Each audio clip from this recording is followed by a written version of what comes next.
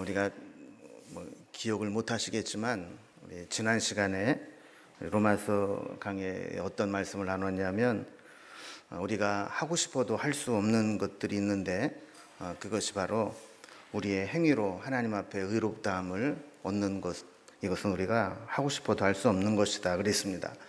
여기에는 유대인이나 이방인이나 또 헬라인이나 야만인이나 누구나 다 마찬가지라고 그랬죠. 그래서 하나님께서 친히 우리가 의롭다함을 얻을 수 있는 방법을 마련해 두시고 그것을 믿는 자에게 의롭다 여겨주신다라는 것을 말씀을 나누었습니다.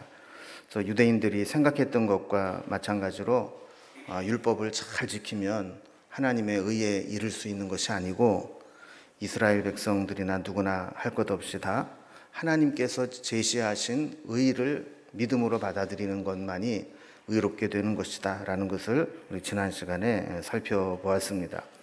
오늘 우리가 살펴볼 말씀은 그 내용과 연장선상에서 보는 말씀인데, 그러면 우리가 성경에서 의롭다함 받은 사람들이 있을 거 아닙니까?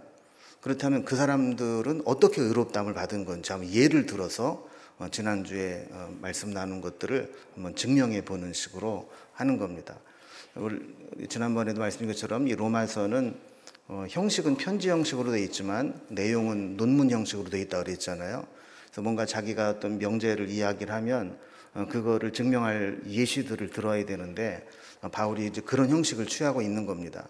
우리가 의롭다함 받는 것, 내가 율법을 잘 지켜서 어떤 기준을 합격해서 의롭다함 받는 게 아니고 믿음으로 하나님의 의에 이르게 된다 그랬다면 그렇게 된 사람이 누가 있느냐, 그걸 살펴보면서 특히 이스라엘 백성들이 가장 좋아하는 믿음의 조상 아브라함과 그들의 성군, 믿음의 왕으로 여겼던 다윗의 예를 들어서 그걸 설명을 하는 겁니다. 그래서 지금까지 우리가 로마서를 살펴봤는데 오늘이 보니까 13번째더라고요. 우리가 다 까먹었어도 총 정리를 해보면 이제 로마서를 통해 지금까지 본론에서 얘기한 게 두 가지입니다. 하나는 우리 모든 사람이 다 죄인이다라는 거예요. 그래서 이 칼빈의 표현대로라면 이제 전적인 타락입니다.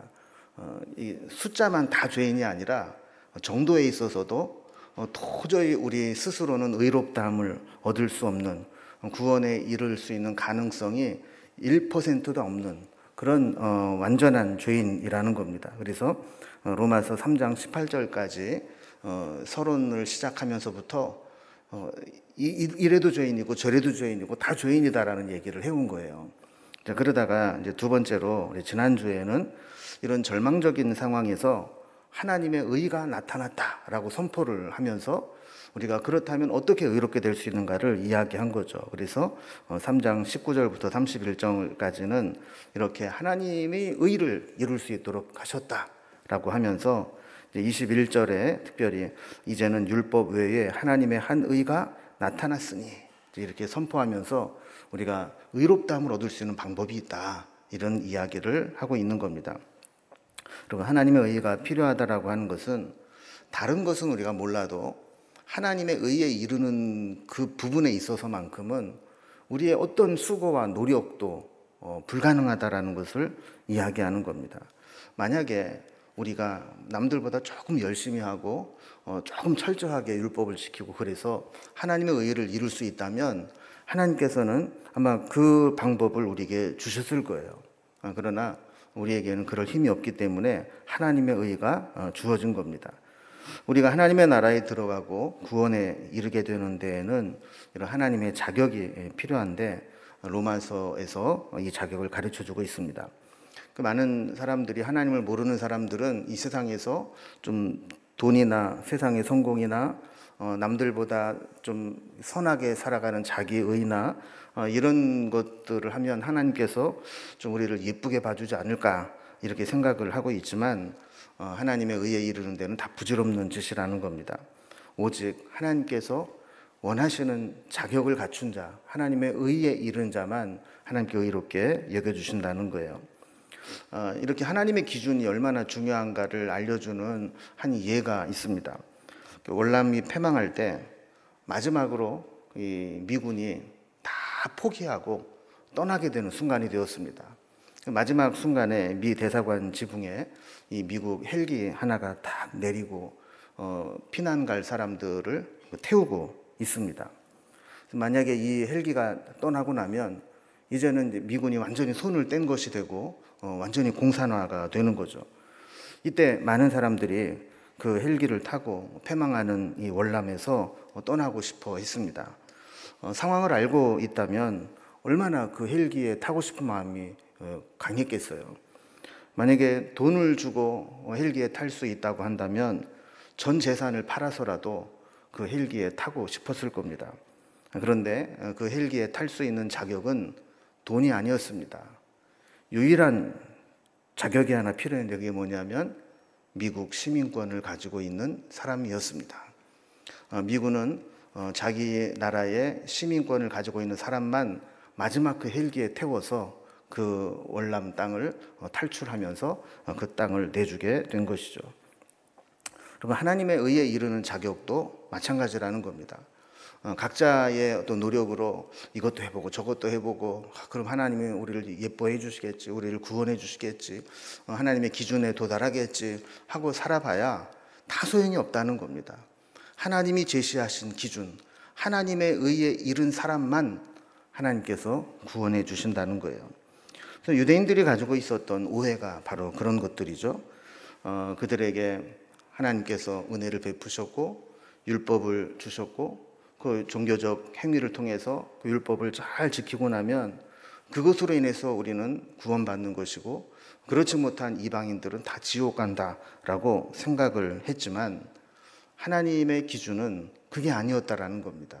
믿음으로 의롭게 여김된 자만 구원받는다라는 것을 구약 성경을 통해서 예를 들어서 증명을 해보이겠다 하는 겁니다. 그래서 오늘 본문에서는 특별히 아브라함과 이 다윗의 예를 들어서 저들이 어떻게 의롭다함을 받게 되었는가 하는 것들을 설명을 해주고 있습니다. 그러면 첫 번째로 이 아브라함의 이 믿음의 결과입니다. 아브라함이 어떻게 믿었고 어떻게 의롭게 되었는가 하는 겁니다. 그리고 우리가 이제 이 아브라함 딱 그러면 제일 먼저 생각나는 사건이 뭡니까? 예, 그거예요. 예. 아브라함 그러면 우리는 뭐 도저히 따라갈 수 없는 믿음의 사람이다 하는 것들을 우리가 생각을 합니다. 그런데 아브라함이 믿음의 사람이다라고 하는 것을 규정하는 기준이 다릅니다. 그럼 우리는 뭐 때문에 아브라함이 믿음의 사람이라고 그래요? 자기 독자 이삭을 하나님께서 번제로 바치라 그랬을 때 그걸 바치는 거예요. 여러분 같으면 할 수 있겠어요? 자식을 가진 사람들은 흉내도 못 낼 거예요. 그죠? 난 믿음의 조상이 뭐고 다 필요 없다. 난 못한다. 이러고 나자빠질 거예요. 쉬운 일이 아닙니다. 이게. 또 아브라함이 처음 하나님 앞에 부름 받을 때에도 갈대아 우르, 저 바벨론이라는 땅에서부터 오게 되었는데 하란에 와서 최종적으로 가나안 땅으로 부르실 때 뭐라고 그랬어요? 너의 본토 친척 아비집을 떠나 내가 네게 지시할 땅으로 가라 그랬어요. 여러분 만약에 하나님께서 감동을 주셔서 여러분 집 팔고 다 정리해 가지고 저쪽 그 선교지로 떠나라 그러면 할렐루야 아멘 그러고 가실 수 있겠어요? 이게 쉬운 일 아니죠. 그런데 아브라함은 그렇게 했다라는 겁니다. 유대인들은 이런 아브라함이 이런 위대한 순종, 믿음의 행위를 가진 것에 대해서 그 아브라함이 자기의 조상이라는 것에 대해서 아주 자랑스러워했고 또 아브라함의 그 행위, 그 믿음의 이 행함을 무척 자부심을 느끼고 있었던 겁니다. 그런데 바울은 거기에 찬물이라도 끼얹듯이 그 생각이 잘못된 생각이라는 겁니다. 유대인들이 철통까지 믿고 있었던 신앙과 신념이 얼마나 하나님의 기준과 다른가를 보여주겠다라는 거죠.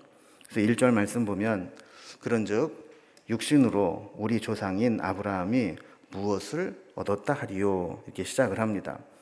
여러분 아브라함은 이스라엘 사람들이 최고로 존경하는 믿음의 조상이죠. 그런데 이런 아브라함이 어떻게 의롭다함을 얻었는가, 어떻게 믿음을 갖게 되었는가, 이거를 알게 된다면 우리의 믿음의 근원, 우리의 믿음의 근거도 확인할 수 있는 거죠. 먼저 아브라함을 바울은 뭐라고 그랬냐면 육신으로 우리 조상인 아브라함 이렇게 소개를 했어요. 여러분 이게 무슨 얘기일까요? 그냥 우리 조상인 아브라함 그러면 될 텐데 육신으로 우리 조상인 아브라함 이렇게 소개한 이유는 뭘까요?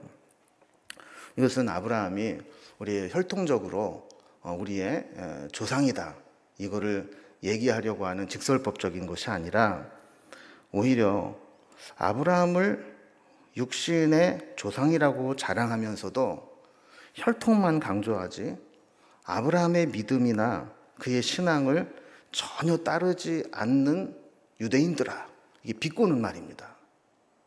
그러니까 여러분 우리도 자칭 예수를 믿는다고 하는 성도들아 이렇게 부른다면 우리가 정말 믿음을 가지고 있는 성도라는 것을 강조한 거예요? 아니면 말로만 성도라고 하고 성도로서의 삶을 살지 못하는 것에 대한 책망의 의미가 있는 거예요? 예, 길어서 대답하기 그렇지만 뒤에 거 아닙니까? 그러니까 이 육신으로 우리 조상인 아브라함 이렇게 부르는 것은 바로 이제 그런 비꼬는 의미입니다. 육신으로 우리 혈통적으로 조상이라고 하지만 실제로 니들을 보면 아브라함의 믿음, 그 아브라함의 신앙은 전혀 따르고 있지 않다. 비꼬는 의미로 이렇게 불렀다는 거예요. 2절 말씀을 보면 만일 아브라함이 행위로서 의롭다 하심을 받았으면 자랑할 것이 있으려니와 하나님 앞에서는 없느니라 그랬어요. 제가 아까 처음에 아브라함에 대한 얘기를 하면서 아브라함은 우리로서는 상상할 수 없는 엄청난 믿음의 사람이라고 생각을 하고 있잖아요. 그죠? 그래서 당연히 그 믿음으로 말미암아 하나님께서 의롭게 여겨주셨을 것이다라고 생각을 하고 있는데 하나님 앞에서는 전혀 그렇지 않다라는 겁니다. 그럼 먼저 우리가 아브라함이 먼저 하나님을 찾았을까요? 하나님이 먼저 아브라함을 찾으셨을까요? 하나님이 찾으신 거죠. 아브라함이 먼저 믿음으로 반응을 했을까요? 하나님이 먼저 은혜를 주셨을까요? 하나님이 먼저 은혜를 주신 겁니다. 일방적인 선택이고 일방적인 은혜입니다. 사실 아브라함의 인생을 보면 실수와 또 허물이 많습니다. 성경은 아브라함이 믿음의 조상이라고 해서 신격화하지 않습니다. 그의 허물과 연약함들을 다 이야기합니다.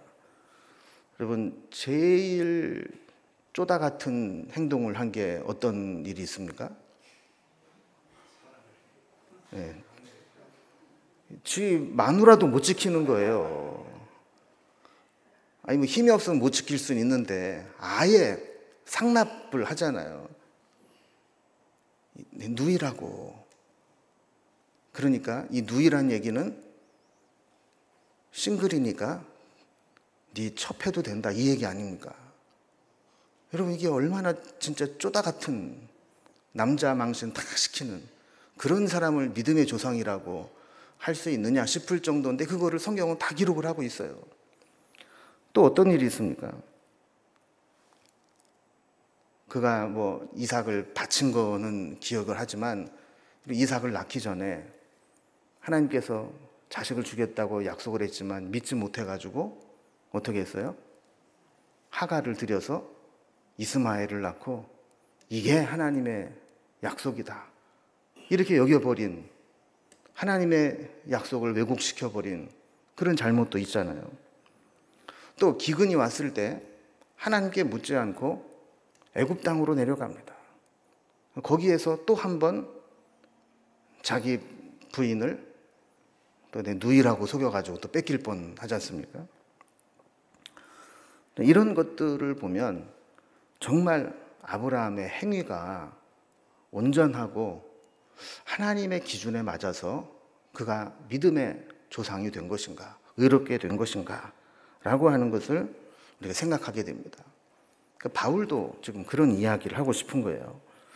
바울이 일일이 아브라함의 실수나 허물이나 잘못을 다 드러내지는 않았지만 너희들이 그렇게 믿음의 조상이라고 떠받들고 있는 아브라함, 그게 그 사람이 행위로 의롭다함을 받은 것이라면 아브라함 정말 위대, 이렇게 자랑할 수 있겠지만 하나님 앞에서 정말 그의 행위를 온전하게 자랑할 수 있겠느냐 하는 이야기를 하는 겁니다.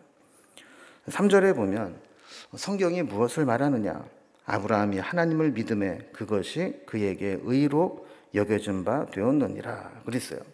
그러니까 성경이 말하고자 하는 핵심은 아브라함이 우리는 범접할 수 없는 위대한 온전한 믿음의 사람이다라는 걸 강조하는 게 아니라 성경이 우리에게 진짜 말하고자 하는 것은 아브라함도 이렇게 허물이 많지만 그가 하나님을 정말 믿을 때, 온전히 믿을 때 하나님께서는 그 믿음을 보시고 의롭게 여겨주신 것이다 라는 겁니다. 그러면 아브라함의 믿음이 도대체 어떤 것이길래 하나님께서는 아브라함의 그 믿음을 보시고 의롭게 여겨주셨을까요? 하나님의 그 아브라함의 믿음은 첫 번째로 하나님의 약속을 믿는 믿음이었습니다. 여러분, 믿음이 클수록 믿을 수 없는 것을 믿게 됩니다. 그죠? 다른 사람은 몰라도 우리 집사람은 그러니까 콩으로 메주를 쓴다고 해도 믿을 거예요. 그죠? 안 믿는다고요? 원래 메주는 콩으로 쓰는 거예요. 팥으로 메주를 쓴다고 해도 믿고 콩으로 메주를 쓴다고 해도 믿고 원래 그래야 정상이잖아요. 왜냐하면 그만큼 믿으니까. 근데 이 서로 믿지 못하는 사이에서는 콩으로 메주를 쓴 거라고 갖고 와서 보여줘도 에이, 네 말을 어떻게 믿어? 이렇게 되는 거라고. 그러니까 아브라함이 하나님 앞에 믿음으로 온전케 되었다고 인정을 받는 것은 정말 믿을 수 없는 상식적이지 않은 그 사건을 아브라함이 약속을 믿었다는 거예요. 성경에 보면 아브라함이 하나님으로부터 약속을 받을 때 나이가 몇 살이라고 그랬어요?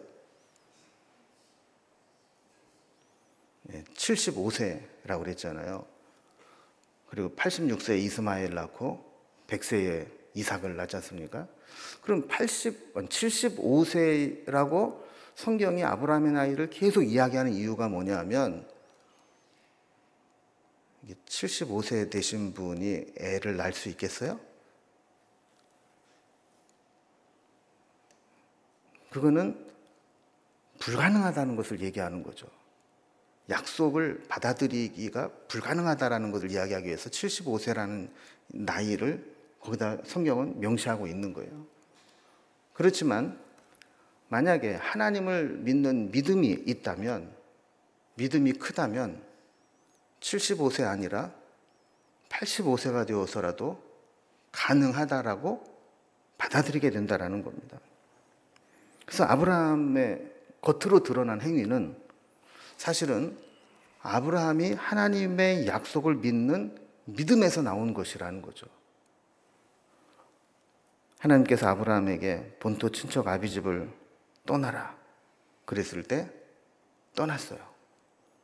왜냐하면 하나님 말씀하셨으니 떠나면 어떻게 되겠지 하는 그런 믿음이 있으니까 떠난 거예요. 만약에 하나님 말씀이라고 해도 떠났다가 내가 큰일을 당하면 어떻게 되나 믿지 못하면 못 떠나는 거예요. 그런데 약속이 있을 때 아무것도 눈에 보이는 것이 없고 손에 잡히는 것이 없지만 아브라함은 약속의 땅을 바라보고 별과 같은 자손의 약속을 믿고 떠났다라는 겁니다. 이게 아브라함의 믿음입니다.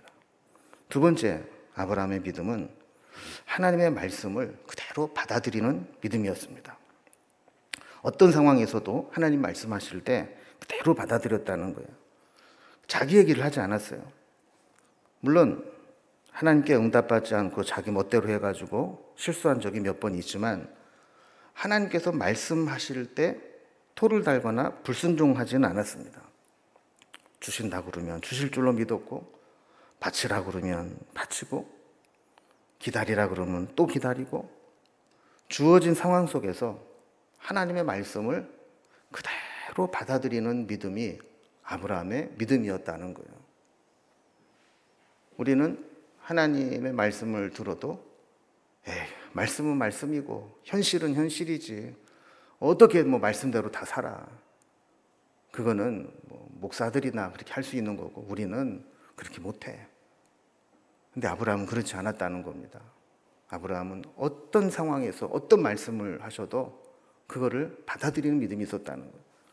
세 번째로 아브라함의 믿음은 자신의 부족함을 알면서도 하나님의 약속이라면 받아들이는 믿음이라는 거예요. 여러분, 아브라함은 행위로 본다면 믿음의 행위도 있지만 불신앙적인 행위나 허물도 있다고 그랬죠. 이스마엘을 낳은 거, 아내를 지키지 못한 거, 또 애굽에 내려간 거, 여러 가지 부족함들이 있었습니다. 그러나 만약에 자기의 부족함을 알기 때문에 벼룩도 낯짝이 있지, 내가 어떻게 하나님 앞에 이런 걸 달라고 그럴 수 있나, 또 하나님이 주신다고 그런다고 어떻게 내가 받을 수 있나, 이렇게 생각을 하면 하나님의 약속을 못 믿는 겁니다. 그런데 아브라함은 자기의 허물에도 불구하고 자기의 실수에도 불구하고 하나님이 약속하실 때 그 약속을 받아들였다는 거예요. 여러분, 여기에서 믿음의 중요한 속성이 나옵니다.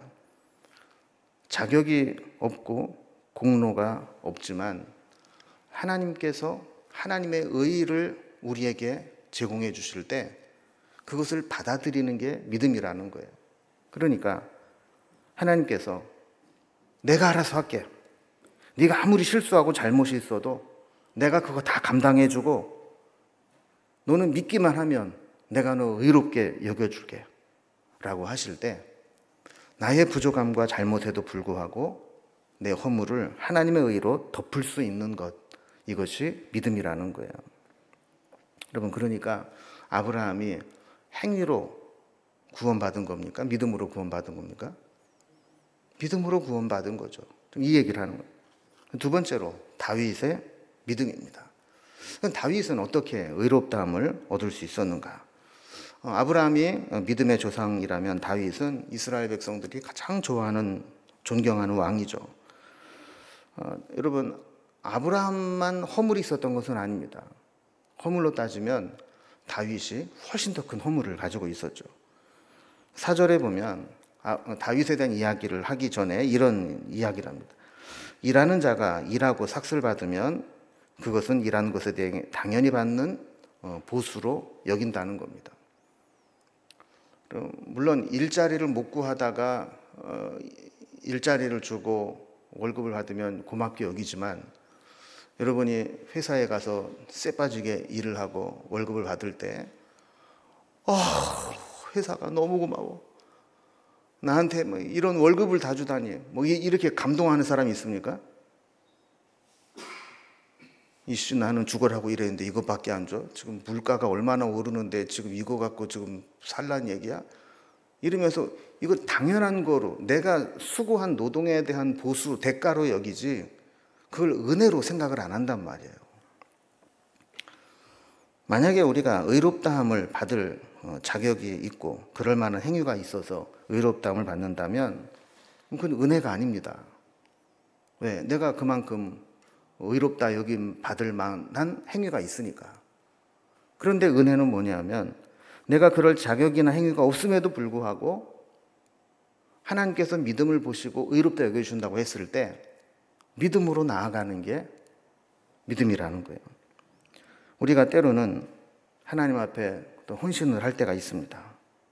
그래서 하나님께서 더 좋은 것을 주셔서 누리고 있다가도 하나님께서 그거 포기하고 이렇게 할 때 내가 누리던 것을 포기하고 하나님이 원하는 것을 할 때가 있어요. 그때 우리는 지나고 나면 그런 생각을 할 수 있습니다. 내가 그때 그거 내가 포기하지 않고 끝까지 했더라면 지금 내가 얼마나 잘 나가고 있을까? 이런 생각을 할 수 있겠죠. 그런데 결과적으로 보면 그게 내 생각대로만 되지 않습니다. 우리에게 최고의 성공은 확실하지 않은 어떤 가능성을 붙잡고 살아가는 게 아니라 지금 내가 하나님의 말씀에 순종해서 살고 있는 것이 최선이다라고 믿는 믿음이라는 거예요. 세상에 썩은 동아줄을 놓고 우리의 구원이 되시는 하나님을 붙잡는 것이 최선이다라는 것을 믿는 게 믿음이라는 거예요. 죄 용서함 받고 의롭다함 받는 것도 마찬가지입니다. 우리 행위가 온전해서 의롭다함 받으면 은혜가 아니라고 했듯이 여러분 용서함 받는 것도 내 행위가 온전해서 의롭다함을 받았다면 그건 은혜가 아니죠. 그래서 7절 8절에 보면 다윗의 예를 들어서 이야기를 합니다. 불법이 사함을 받고 죄가 가려짐 받는 사람은 복이 있고 주께서 그 죄를 인정하지 아니하실 사람은 복이 있도다. 여러분 이 말씀은 시편 32편 1절 2절에 다윗이 고백한 말씀을 인용한 겁니다. 그리고 다윗은 자기가 죄인인 것을 너무나 잘 알고 있습니다. 웬만큼 죄를 져야 아니라고 버티는데 이 다윗은 너무 확실한 죄를 졌잖아요. 우리는 남의 죄는 정의라는 이름으로 잘 지적하고 내 죄는 은혜로 감추어졌으면 좋겠다라고 생각을 합니다. 그러나 하나님은 우리의 감추어진 죄를 다 드러내실 때가 있습니다. 여러분 다윗은 밧세바를 범한 후에 이 밧세바가 임신한 사실을 알려오게 될 때 자신의 잘못을 덮고 은폐하려고 별의별 짓을 다 했습니다. 그래서 밧세바의 남편인 우리아를 전쟁터에서 불러들여서 휴가를 줍니다.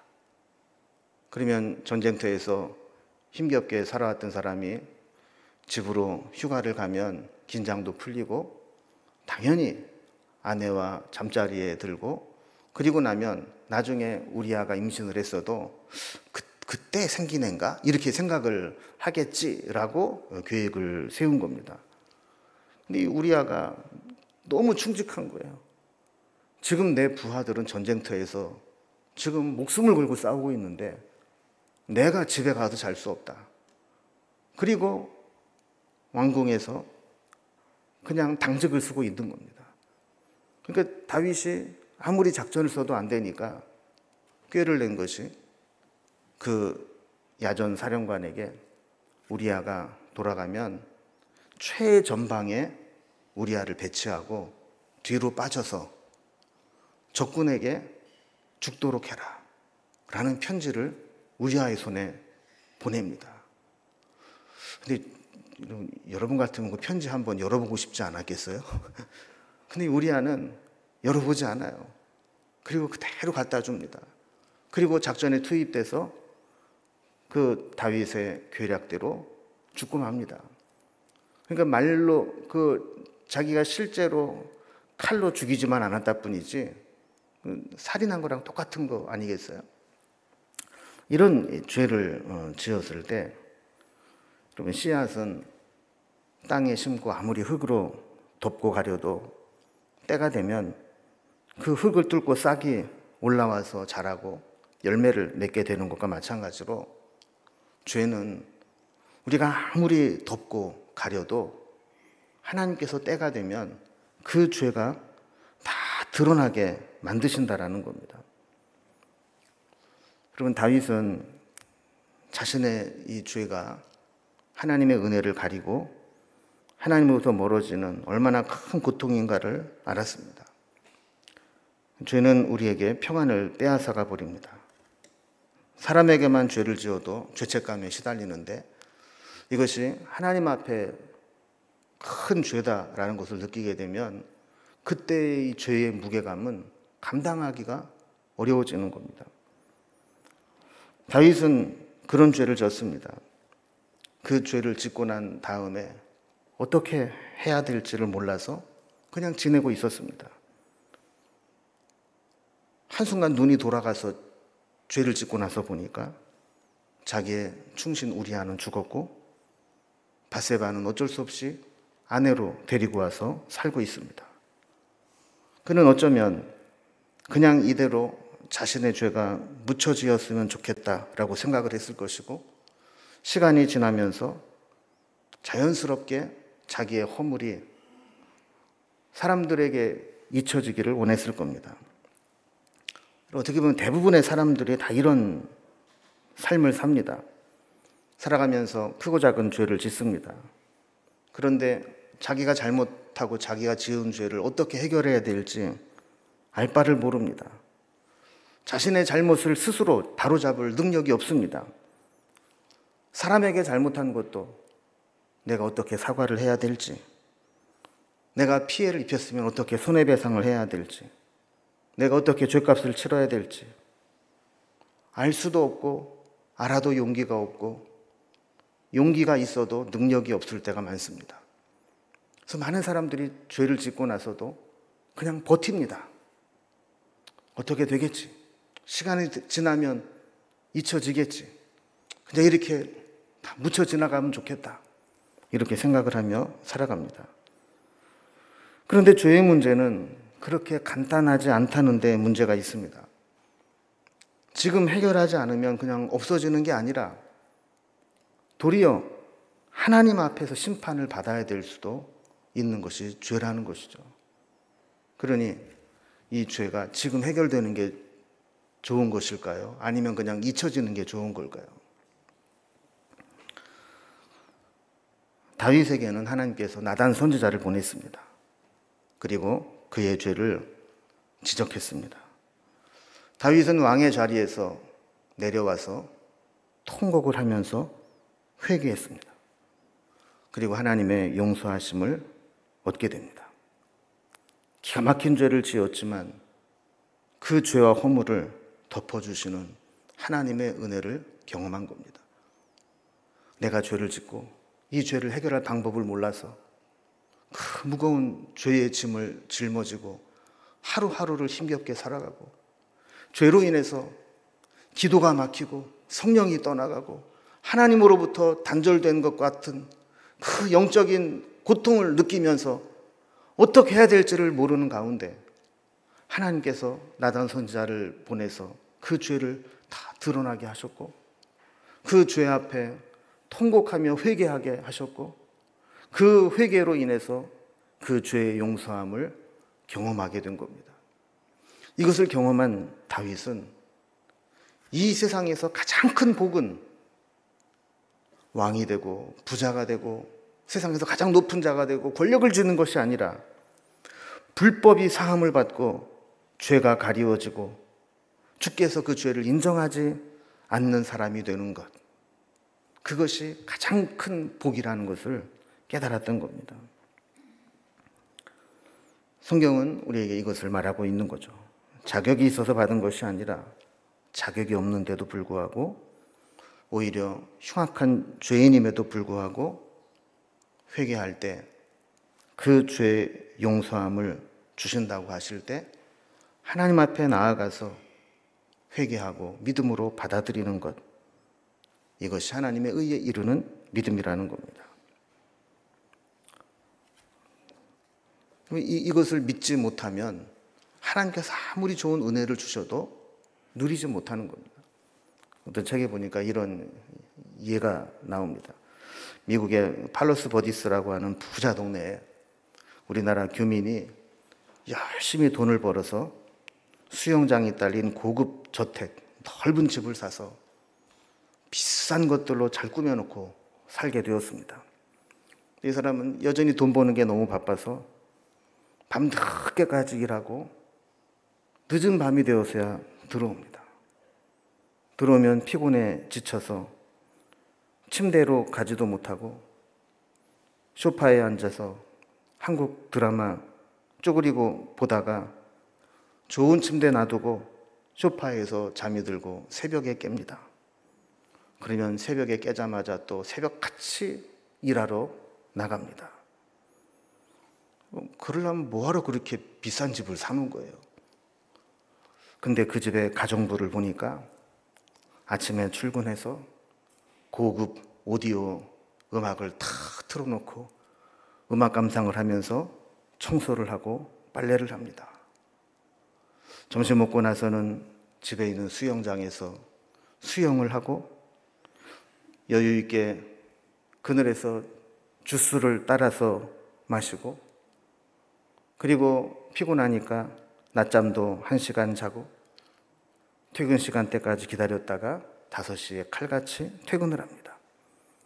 여러분, 그 집은 누구를 위한 집입니까? 그 주인이야, 이 집 내 거야 라고 마음속에 든든한 건 있겠지만 기껏 돈 들여가지고 사놓고 세금 내고 관리하고 하지만 실제로 그 집에 있는 혜택을 누리는 것은 가정부가 누리고 있다는 거예요. 여러분, 하나님께서 우리에게 주시는 은혜가 큰데 우리는 자기 의에 갇혀서 내가 이렇게 잘났어, 내가 이렇게 헌신했어, 내가 이렇게 충성된 사람이야, 이 자기 의에 갇혀서 하나님이 주시는 은혜를 누리지 못하고 있다면 그것은 유대인들, 바리새인들, 종교인들과 같이 하나님이 주시는 복음 안에서의 자유를 누리지 못하는 거라는 거예요. 세 번째로 이 다윗과 아브라함의 의를 이야기하면서 할례를 통한 의를 하나 더 이야기합니다. 유대인들은 할례를 굉장히 중요하게 여기는 민족입니다. 그래서 할례를 구원의 증표로까지 여기고 있습니다. 그래서 우리가 사도행전도 계속 새벽 말씀으로 보고 있듯이 이 유대인들은 그리스도인이 되어서도 구원을 받으려면 이방인들은 믿음으로만 받는 게 아니라 할례를 받아야 된다라고 가르치는 자들이 많이 있었다는 겁니다. 그래서 의롭게 여김 받는 것을 할례와 연결시켜 생각을 했는데 9절과 10절을 보면 계속 강조하는 게 그겁니다. 아브라함의 믿음이 의로 여겨졌다면 그것이 할례를 받았기 때문에 의롭다 여김 받은 거냐, 아니면 할례를 받기 이전에 무할례 시에 이미 의롭다함을 받은 거냐라는 거예요. 여러분, 이걸 이제 설명하기 위해서 창세기의 말씀을 인용합니다. 창세기 15장 6절에 보면 아브라함이 하나님께 믿음으로 의롭다함 받은 사건이 나오게 됩니다. 그리고 창세기 17장 10절에 아브라함이 할례를 받은 사건이 기록되어 있습니다. 아브라함이 믿음으로 의롭다함을 받은 사건은 15장, 그리고 할례를 받은 것은 17장. 장수로 보더라도 이게 2장 차이가 나는데 시한으로 말하면 14년 차이가 나는 거거든요. 그러니까 의롭다함을 받은 것 후에 14년 후에 할례를 받게 만든 겁니다. 그러니까 이 할례라고 하는 것이 의롭다함을 받기 위한 조건이 아니라 믿음으로 의롭다함 받은 아브라함을 14년 후에 너는 이렇게 의롭다함을 받은 자라고 인치는 징표로 주었다라는 거예요. 그러니까 유대인들이 생각할 때에는 아브라함이 독자 이삭도 바치고 본토 지적 아비집도 떠나라고 할 때 떠나고 그래서 의롭다함을 받은 것이라고 상상 속에 착각을 하고 살아갔는데, 성경을 잘 보면 아브라함이 의롭다함을 받은 것은 그가 하나님을 믿음에 의롭다함을 받은 것이고 그 믿는 것을 14년 후에 할례로 인친 것뿐이라는 것을 이야기하는 겁니다. 그래서 11절에 보면 중요한 얘기를 합니다.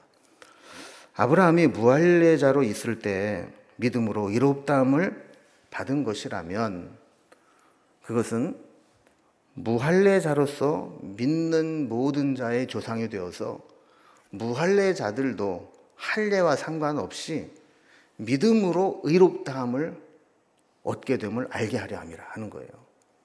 만약에 아브라함이 할례를 받았기 때문에 의롭다함을 받은 거라면 다 할례를 받아야 의롭다함을 받게 되는 거죠. 그런데 아브라함이 할례를 받기 전에 의롭다함을 받은 것이라면 할례 없이도 믿음으로 의롭다함을 받을 수 있다는 것을 증명한다라는 겁니다. 그럼 믿음은 하나님이 허락하신 은혜와 긍휼을 받아들이는 겁니다. 여러분, 은혜와 긍휼은 살짝 다릅니다. 은혜는 받을 자격이 없는데 받는 게 은혜고, 긍휼은 내가 처벌을 받아야 마땅한데 처벌받지 않는 게 긍휼입니다. 그러니까 둘 다 인과의 법칙과 역행하는 것이죠. 그러니까 받을 수 없는데 주심으로 받는 거, 내가 처벌을 받아야 되는데 덮어주고 처벌하지 않는 거. 여러분, 이것은 우리의 상식으로는 준다고 해도 받아들이기 힘든 겁니다. 그러나 지금까지 내가 가지고 있었던 생각과 지식과 경험들을 내려놓고 내가 너를 의롭다 여겨줄게. 그러면 저는 부족하지만 의롭다 여겨주시니 제가 믿습니다. 또 내가 너의 허물을 가리워주고 불법을 사해주고 네 죄를 인정하지 않을게. 그러면 하나님, 저는 이렇게 어마어마한 죄를 지었지만 주님께서 가려주시면 저는 의롭다 여긴 줄로 믿을게요. 이게 믿음이라는 겁니다. 여러분, 어떻습니까? 우리는 우리의 믿음이 정말 내 생각대로 자기 의에 이렇게 갇혀서 하나님이 주시는 그 엄청난 은혜의 풍성함을 누리지 못하고 자기 의에 갇혀 있지는 않은지 돌아보면서 아브라함이 의롭다함 받은 것, 또 다윗이 의롭다함을 받은 것, 그 근원을 우리가 생각하면서 우리에게도 하나님 주신 은혜를 믿음으로 받을 수 있는 그런 은혜가 있기를 주님의 이름으로 기원합니다. 기도하겠습니다.